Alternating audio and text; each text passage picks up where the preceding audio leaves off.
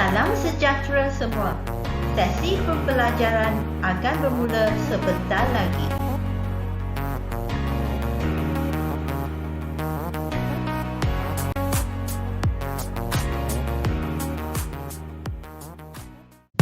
Selamat datang ke Cikgu Yi Channel. Channel pembelajaran ekonomi pilihan anda. Saya adalah Cikgu Yi.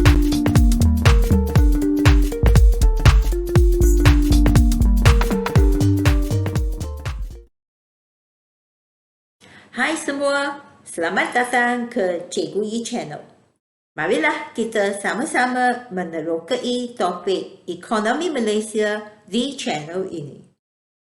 Cikgu Yi akan bersama-sama dengan anda semua untuk meninjau satu topik ekonomi Malaysia yang menarik, iaitu bab 1 dalam ekonomi Malaysia yang bertajuk tenaga buruh, guna tenaga dan pengangguran. Dalam topik ini, kita akan mengkaji beberapa isi kandungan. Antaranya ialah apakah definisi tenaga buruh, guna tenaga dan pengangguran. Selain daripada itu, kita akan meninjau 6 jenis pengangguran. Di samping itu, kita juga akan mengkaji 9 faktor yang menyebabkan pengangguran berlaku di dalam sesebuah ekonomi. Dan akhir sekali, dalam video ini, cikgu juga akan berkongsi dengan anda semua 7 kesan pengangguran. Jadi, marilah kita bersama-sama mempelajari topik ini. Kita mula dengan definisi tenaga buruh, guna tenaga dan pengangguran. Penduduk di sesebuah negara adalah terdiri daripada 2 golongan, iaitu tenaga buruh dan bukan tenaga buruh. Di bawah kategori tenaga buruh, boleh dibahagikan kepada guna tenaga dan juga penganggur. Manakala golongan bukan tenaga buruh adalah terdiri daripada mereka yang merupakan suri rumah, pesara, pelajar dan juga orang kurang upaya. Marilah kita lihat apakah maksudnya tenaga buruh. Tenaga buruh merupakan penduduk di sesebuah negara yang berumur di antara 15 hingga 64 tahun. Mereka ini adalah golongan yang sedang bekerja ataupun sedang aktif mencari pekerjaan. Tetapi, tenaga buruh tidak termasuk pelajar, suri rumah, pesara dan orang kurang upaya. Keempat-empat kategori ini tidak dianggap sebagai tenaga buruh. Dalam definisi ini, kita boleh mengenal pasti 3 kata kekunci yang utama, iaitu tenaga buruh adalah mereka yang berada dalam lingkungan 15 hingga 64 tahun. Mereka ini boleh jadi golongan yang sedang bekerja ataupun sedang aktif mencari pekerjaan. Seterusnya, kita lihat apakah maksudnya guna tenaga. Guna tenaga adalah tenaga buruh yang terlibat dalam pekerjaan produktif untuk mengeluarkan output negara. Jadi, apakah kata kekunci dalam definisi ini? Adalah perkataan produktif. Guna tenaga adalah tenaga buruh yang mengeluarkan barang dan juga perkhidmatan dalam sesuatu proses pengeluaran di sesebuah ekonomi. Seterusnya, kita akan lihat maksud pengangguran. Pengangguran adalah tenaga buruh yang sedang aktif mencari pekerjaan. Mereka sanggup bekerja tetapi gagal mendapat pekerjaan dalam sesebuah ekonomi. Jadi, dengan 3 konsep yang utama ini, dia akan membolehkan pelajar memahami topik yang seterusnya. Marilah kita imbas kembali konsep tenaga buruh yang terdiri daripada golongan yang produktif, iaitu guna tenaga, dan juga golongan yang gagal mendapat pekerjaan, iaitu penganggur, yang menyebabkan masalah pengangguran di dalam sesebuah ekonomi. Dengan berasaskan 3 konsep ini, iaitu tenaga buruh, guna tenaga dan juga pengangguran, maka kita boleh membentuk beberapa rumus ataupun formula daripada tiga konsep ini. Tenaga buruh adalah terdiri daripada guna tenaga dan penganggur. Maksudnya, tenaga buruh di sesebuah ekonomi boleh didapati dengan menggunakan rumus guna tenaga campur penganggur. Untuk mendapatkan guna tenaga, kita boleh menggunakan tenaga buruh ekonomi tersebut tolak penganggur. Dan sebaliknya, untuk mendapatkan penganggur, tenaga buruh tolak guna tenaga. Untuk mendapatkan kadar pengangguran, kita boleh guna tenaga buruh tolak guna tenaga bahagi dengan tenaga buruh dan darab dengan 100 untuk mendapatkan kadar pengangguran. Sekarang kita akan meneruskan subtopik yang kedua, iaitu jenis pengangguran. Dalam subtopik ini, kita akan mengkaji 6 jenis pengangguran yang wujud dalam sesebuah ekonomi. Marilah kita mengkaji jenis pengangguran yang pertama, iaitu pengangguran struktur. Pengangguran struktur adalah pengangguran yang berlaku disebabkan oleh perubahan struktur ekonomi di sesebuah negara. Pada tahun 70-an, negara Malaysia mengalami pembangunan ekonomi yang menyebabkan wujudnya perubahan struktur ekonomi, iaitu dari segi sektor utama kepada sektor kedua yang lebih moden dan menguntungkan. Dan pengangguran struktur berlaku pada masa tersebut kerana pekerja dari sektor utama tidak mempunyai kemahiran untuk bekerja di sektor kedua yang lebih banyak menggunakan teknologi dan mesin yang canggih. Dan pengangguran struktur merupakan pengangguran jangka panjang dan sukar untuk diatasi. Pengangguran jenis kedua adalah pengangguran bermusim. Pengangguran bermusim ialah pengangguran yang berlaku akibat daripada perubahan musim. Contohnya, kegiatan ekonomi seperti penorek getah dan juga nelayan adalah amat terdedah kepada perubahan cuaca dan musim. Sebagai contoh, nelayan terpaksa menganggur pada musim tertentu kerana tidak dapat pergi ke laut untuk penangkapan ikan. Jadi, pengangguran musimlah dikatakan berlaku. Pengangguran ini berlaku dalam jangka pendek dan dapat diatasi. Oleh itu, boleh adakan persediaan awal untuk nelayan dan juga penorek getah untuk mengurangkan kesan pengangguran ini. Pengangguran geseran adalah pengangguran yang berlaku disebabkan oleh pekerja-pekerja secara sukarela untuk berhenti bekerja untuk mendapatkan satu pekerjaan yang lebih baik.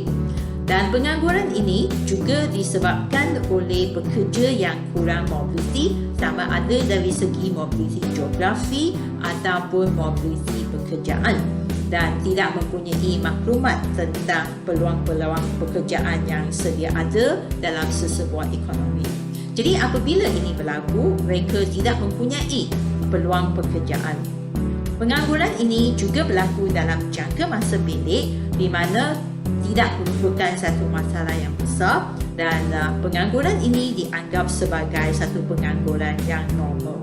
Pengangguran kitaran adalah pengangguran yang berlaku disebabkan oleh kekurangan perbelanjaan agregat yang wujud semasa kemelesetan ekonomi dunia. Marilah kita meninjau kitaran yang berlaku. Apabila wujudnya kemelesetan ekonomi dunia, ini akan menyebabkan kejatuhan permintaan agregat. Dan apabila permintaan agregat jatuh, pengeluar akan bertindak balas dengan mengurangkan pengeluaran mereka. Apabila keluaran sudah menurun, maka firma tidak perlulah banyak guna tenaga dan guna tenaga yang diambil akan menurun, dan ini telah menciptakan satu masalah pengangguran. Apabila pengangguran berlaku dalam sesebuah ekonomi, dia akan mencipta kitaran yang kedua, iaitu kemelesetan ekonomi yang lebih serius, dan kemelesetan ekonomi ini akan membawa kepada kejatuhan permintaan agregat dan pengeluaran berkurangan, guna tenaga akan jatuh sekali lagi dan pengangguran akan bertambah serius. Jadi kitaran ini akan terus berlaku. Dan kita kenali pengangguran ini sebagai satu pengangguran yang sukar diramau dan juga berlaku dalam jangka masa yang panjang. Kegawatan atau kemelesetan ekonomi akan menyebabkan firma terus mengurangkan atau memberhentikan pengambilan pekerja untuk mengurangkan kos pengeluaran, dan ini akan menjadikan pengangguran kitaran ini lebih serius lagi. Sebagai contoh, apa yang berlaku pada tahun 1985 dan 1987 adalah keadaan kemelesetan ekonomi dunia. Dan ini adalah diakibatkan oleh kenaikan harga minyak, dan pengangguran yang berlaku pada tahun 1998 adalah kerana krisis kewangan. Dan bila kemelesetan ekonomi dunia ini berlaku, jadi banyaklah firma terpaksa mengurangkan guna tenaga, dan ini telah mencipta satu pengangguran kitaran dalam jangka masa yang panjang. Pengangguran teknologi adalah disebabkan oleh perubahan dalam teknik pengeluaran, iaitu penggunaan teknologi moden untuk menggantikan pengeluaran yang berintensifkan buruh dalam proses pengeluaran. Dan golongan yang paling ketara mengalami kesan ini adalah buruh yang tidak mahir ataupun buruh yang separuh mahir, kerana tugas mereka adalah mudah untuk diambil alih oleh penggunaan mesin, jentera, robot dan peralatan dalam teknologi yang moden. Jadi ini merupakan satu jenis pengangguran jangka panjang dan juga memerlukan latihan dan juga kemahiran baru untuk mengatasi pengangguran jenis ini. Pengangguran tak ketara berlaku kerana penggunaan buruh yang lebih banyak daripada bilangan yang sepatutnya digunakan. Dan lebihan buruh ini sebenarnya tidak menyumbangkan kepada jumlah pengeluaran. Misalnya, kita lihat projek membina bangunan yang hanya memerlukan seramai 100 orang tenaga buruh. Tetapi tenaga buruh yang diambil adalah 200 orang, katakanlah. Jadi, wujudlah tambahan 100 orang tenaga buruh yang merupakan pengangguran tak ketara ataupun lebih dikenali sebagai pengangguran tersembunyi. Dan di manakah pengangguran jenis ini berlaku? Pengangguran jenis ini biasanya berlaku di sektor pertanian dan di negara-negara yang kurang maju, di mana kita dapati kadar pertumbuhan penduduk adalah tinggi dan daya pengeluaran sud buruh tidak lagi menjadi penting. Jadi didapati bahawa terlalu ramai tenaga buruh digunakan dalam sektor pengeluaran, di mana penggunaan buruh tersebut telah menciptakan sejenis pengangguran yang dikenali sebagai pengangguran tak ketara ataupun pengangguran tersembunyi.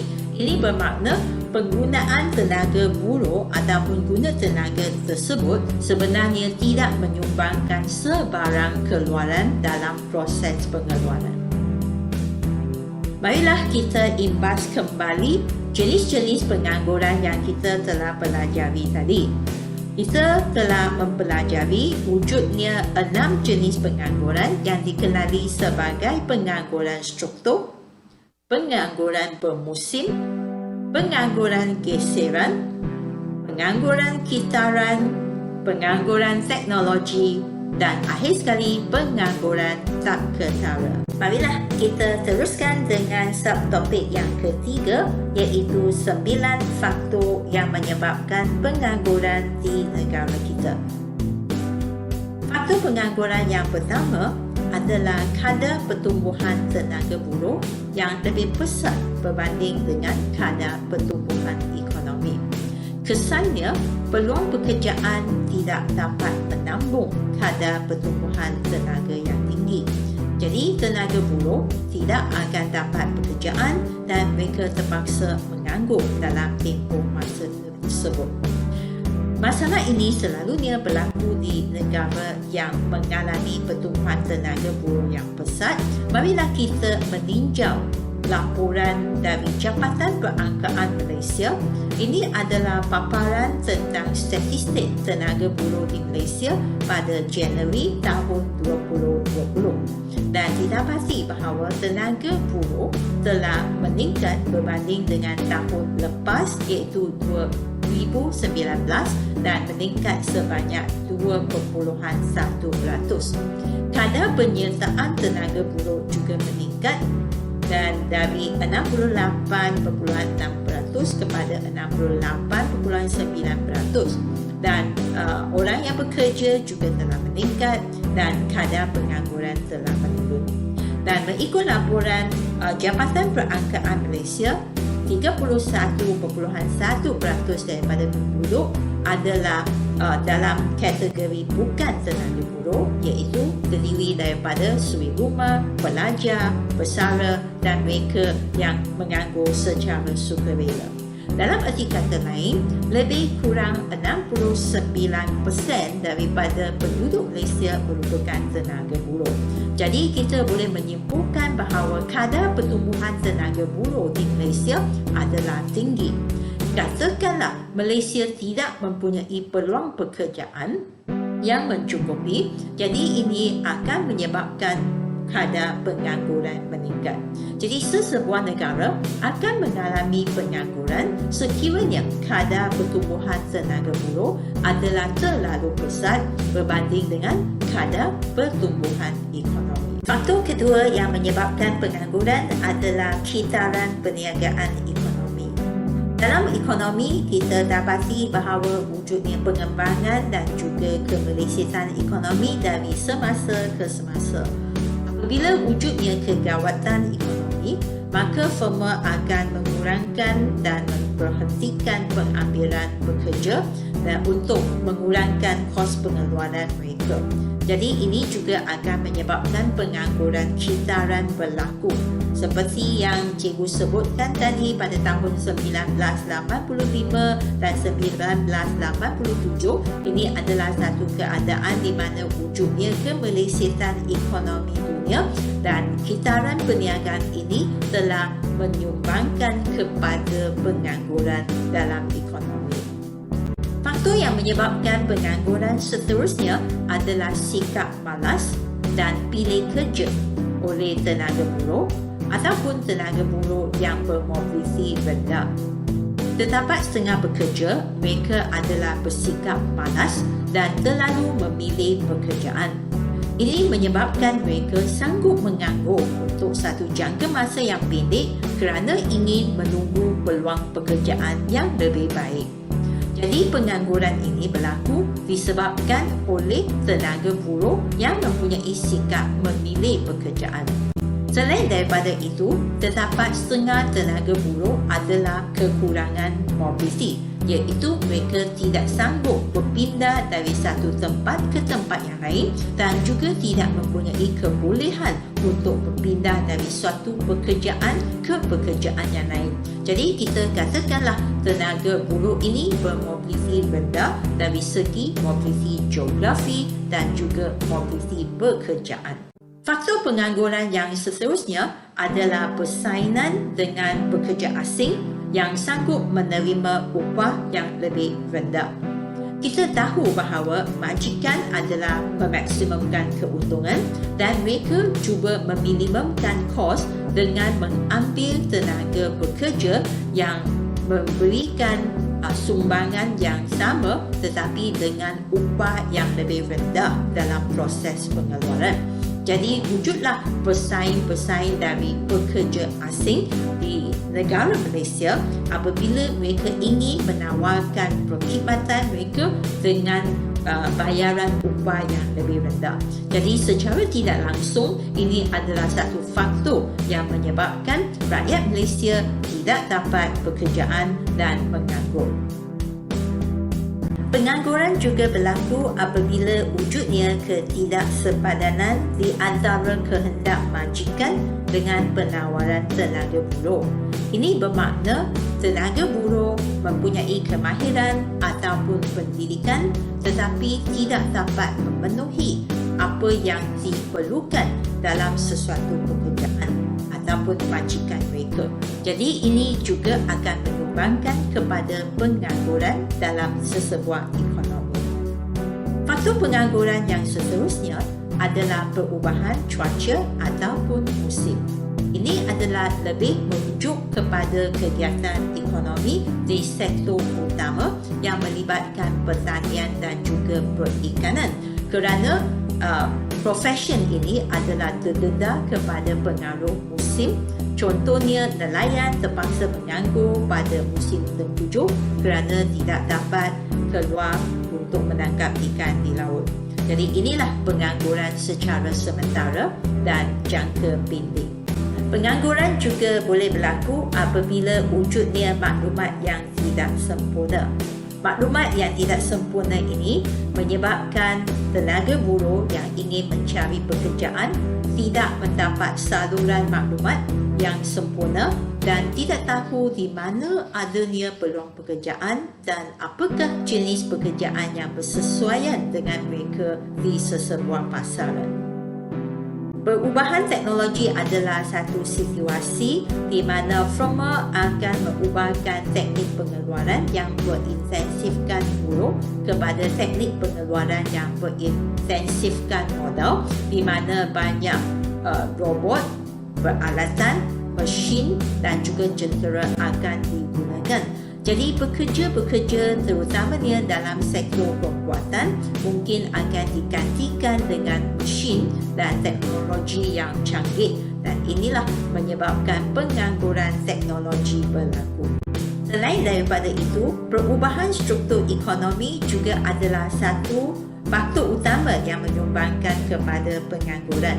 Di Malaysia pada tahun 70-an, pembangunan ekonomi telah menyebabkan perubahan sektor pertanian kepada sektor perkilangan, dan pengangguran struktur berlaku pada masa itu di mana pekerja dalam sektor utama tidak mempunyai kemahiran dan juga pengetahuan untuk bekerja di sektor kedua.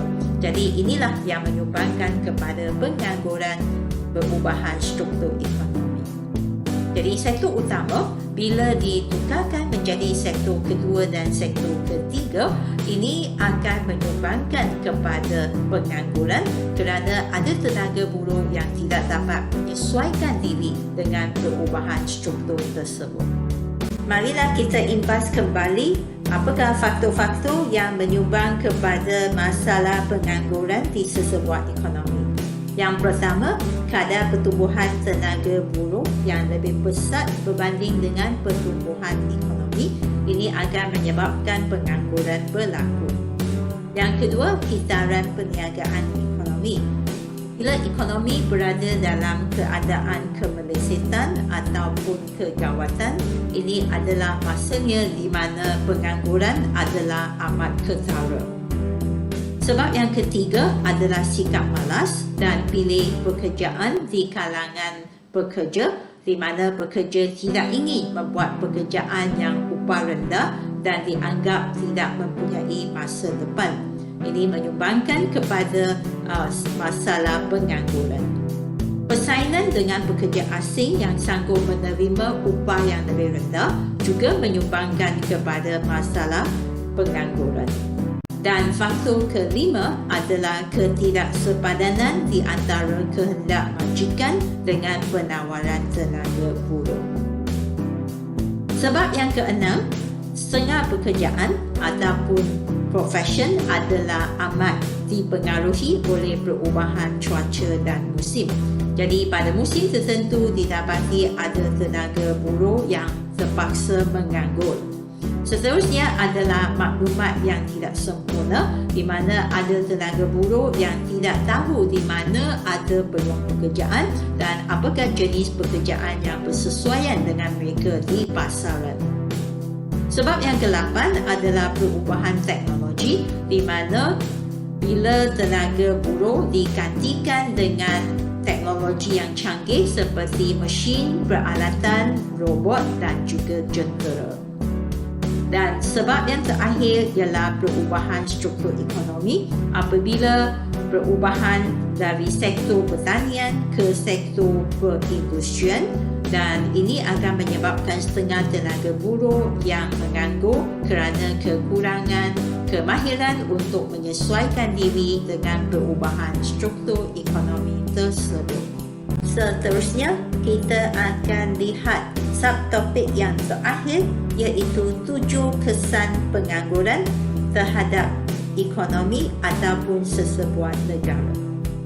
Kesan pengangguran yang pertama adalah pembaziran sumber. Apabila pengangguran berlaku, didapati bahawa tenaga buruh yang sedia ada dalam sesebuah negara tidak digunakan dengan sepenuhnya. Dan apabila ini berlaku, keluaran negara yang dihasilkan adalah lebih kecil daripada yang sepatutnya. Keadaan ini dikatakan bahawa ekonomi tidak berada pada tingkat guna tenaga penuh dan adalah satu situasi di mana KNK sebenar adalah kurang daripada KNK potensi. Marilah kita meninjau statistik yang dipaparkan. Ini adalah daripada laporan Jabatan Perangkaan Malaysia dan kita dapati bahawa dari tinjauan ekonomi Malaysia 2020, kita dapati bahawa wujudlah pengangguran dan kadar pengangguran adalah 4.2%. Dan pengangguran ini adalah merupakan satu pembaziran sumber pengeluaran. Kesan pengangguran yang seterusnya adalah pertumbuhan ekonomi terjejas. Kita dapati bahawa apabila pengangguran berlaku, kegiatan ekonomi akan menjadi lembab di mana permintaan agregat akan berkurangan. Kerana bila tenaga buruh menganggur, mereka tidak mempunyai wang, jadi mereka akan cuba berjimat cermat dan ini mengakibatkan permintaan agregat dalam sesebuah ekonomi akan jatuh. Dan sebagai pengeluar yang rasional, mereka juga akan mengurangkan pengeluaran mereka. Jadi ini telah menjejaskan pertumbuhan ekonomi secara keseluruhan. Kita cuba meninjau keadaan ini dengan melihat jadual yang dipaparkan. Maklumat ini didapati dari Jabatan Perangkaan Negara Malaysia pada tahun 2020 dan ini merupakan satu perbandingan bagi pengeluaran, perkhidmatan, pembuatan, pertanian, pelombongan dan pembinaan.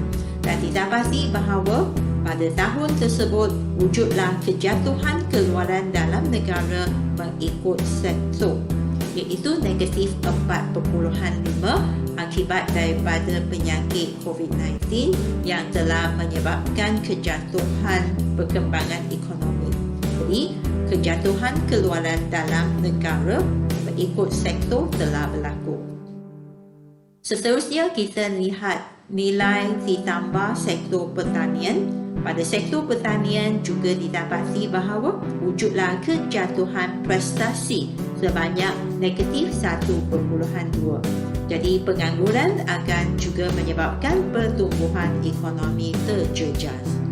Seterusnya kita meninjau juga permintaan agregat. Ini adalah gabungan ataupun campuran daripada jumlah permintaan domestik, perbelanjaan swasta, perbelanjaan awam, sektor luar dan mendapatkan KDNK. KDNK pada tahun 2020 telah jatuh sebanyak 4.5% dan permintaan agregat yang menurun ini telah menjejaskan pertumbuhan ekonomi. Kesan pengangguran yang seterusnya adalah pendapatan per kapita berkurangan. Dan pendapatan per kapita diperoleh dengan menggunakan pendapatan negara bahagi dengan jumlah penduduk. Jadi apabila pengangguran berlaku, ini akan menyebabkan pendapatan negara berkurangan. Apabila pendapatan negara berkurangan, jumlah penduduk yang sama akan mengakibatkan pendapatan per kapita berkurangan. Marilah kita melihat huraiannya. Apabila pengangguran berlaku, ini akan menyebabkan keluaran negara menurun. Dan keluaran negara yang menurun ini menyebabkan pendapatan negara juga akan jatuh. Kejatuhan pendapatan negara apabila digunakan untuk menghitung pendapatan per capita, di mana kita ambil pendapatan negara bahagi dengan jumlah penduduk, kita andaikan penduduk adalah sama, tetapi pendapatan negara yang menurun ini akan mengakibatkan pendapatan per capita menurun. Kesan pengangguran yang seterusnya adalah taraf hidup rakyat akan merosot. Taraf hidup penduduk adalah diukur dengan menggunakan pendapatan per capita berapa. Apabila sesebuah negara wujud pengangguran, ini akan menyebabkan tenaga buruh hilang sumber pendapatan mereka dan kuasa beli mereka akan menurun, di mana mereka terpaksa berjimat-jimat dan permintaan agregat akan jatuh, dan ini menyebabkan taraf hidup mereka juga menurun. Pengangguran akan menyebabkan pendapatan negara menurun dan seterusnya kadar kemiskinan akan meningkat. Pengangguran membawa kepada sumber pendapatan yang lebih rendah dan ini menyebabkan kuasa beli tenaga buruh jatuh dan taraf hidup mereka menurun, kemiskinan akan meningkat. Apabila kadar kemiskinan menjadi semakin tinggi, ini akan menjejaskan kerajaan untuk membangunkan ekonomi negara. Ini adalah kerana kebanyakan wang kerajaan perlu digunakan untuk mengatasi masalah kemiskinan. Pengangguran juga adalah satu punca yang menyebabkan masalah sosial dan politik. Pengangguran akan menyebabkan seseorang individu yang hilang pendapatan itu mengalami kemiskinan. Dan kemiskinan ini akan mencipta berbagai masalah sosial seperti rumah sesingan, kes jenayah dan juga ini akan menjejaskan ketenteraman awam dalam sesebuah negara. Dan ini menyebabkan keadaan politik yang kurang stabil. Jadi, sebagai kesimpulan, pengangguran membawa banyak masalah sosial dan politik bagi sesebuah negara. Sehingga kita berjumpa lagi, jangan lupa subscribe, like dan share Cikgu Yi Channel.